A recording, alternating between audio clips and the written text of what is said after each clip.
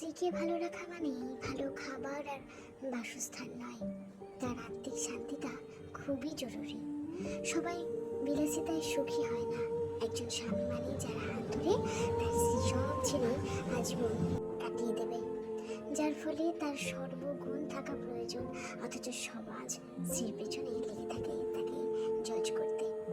আপনি জানেন না আপনার স্ত্রীর ত্যাগের গল্প, আপনার চোখে সে সর্বসুখী।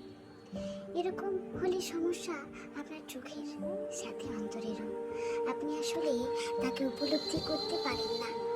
একটা স্বামী শুধু জীবনসঙ্গী নয়, বরং বাবা মায়ের স্নেহেরও অংশীদার, স্ত্রীর উত্তম বন্ধু। অথচ আপনার মধ্যে ইগো কাজ করে। স্ত্রীর উপদেশ যদি শুনতে শরীর জ্বলে, তাহলে বুঝে নিন শয়তান আপনাকে অহংকারের কাবু করে ফেলেছে। স্ত্রীর প্রতি যেমন স্বামীর কর্তৃত্ব রয়েছে, তদ্রূপ স্বামীর প্রতিও স্ত্রীর পুরনো হক্ক রয়েছে।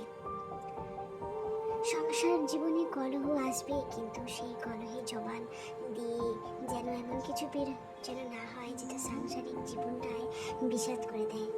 জীবন কেটে যাবে, কিন্তু জবানের কষ্টের ঘা কোনো মলমেই শুকবে না। সেই অনুভূতিগুলো তার হয়ে ভাবলে বুঝতেন তাকে। বিশ্বাস করুন, জগতের সব নারীর ভালোবাসা, আদর ও আহ্লাদের কাঙাল। এসব দিয়েই প্রতিটা নারীকে সহজেই কাবু করা যায়। আপনি একটু ভাবুন, স্ত্রীর পরিবার থেকে কেউ আপনার বিরুদ্ধে কিছু বললে আপনি মারাত্মক চটে যাবেন। হয়তো আপনার স্ত্রীর সাথে এটাই হয়ে চলে, যেখানে আপনি পারেন না ফ্যামিলি ছাড়া কাউকে আপন করে করতে, সেখানে তার উপর কিভাবে চাপিয়ে দেন। মেয়ে বলে কিছু মানুষ না। মা, আপনিও যে মায়ের সন্তান, সেও মায়েরই সন্তান, বরং বাবার রাজকুমারীরও। আচ্ছা, কোনো আইনে লেখা একটা মেয়েকে এসব সহ্য করতে হবে? না রাষ্ট্রীয় আইন আর না ইসলামিক সারিয়া। শরীয়তের দৃষ্টিতে নারীরা এসান করে, না করলে বাধ্য নয়। স্ত্রীকে সম্মান দিতে শিখুন, কেননা আল্লাহর কাছে ওই ব্যক্তি উত্তম যে তার স্ত্রীর নিকট উত্তম।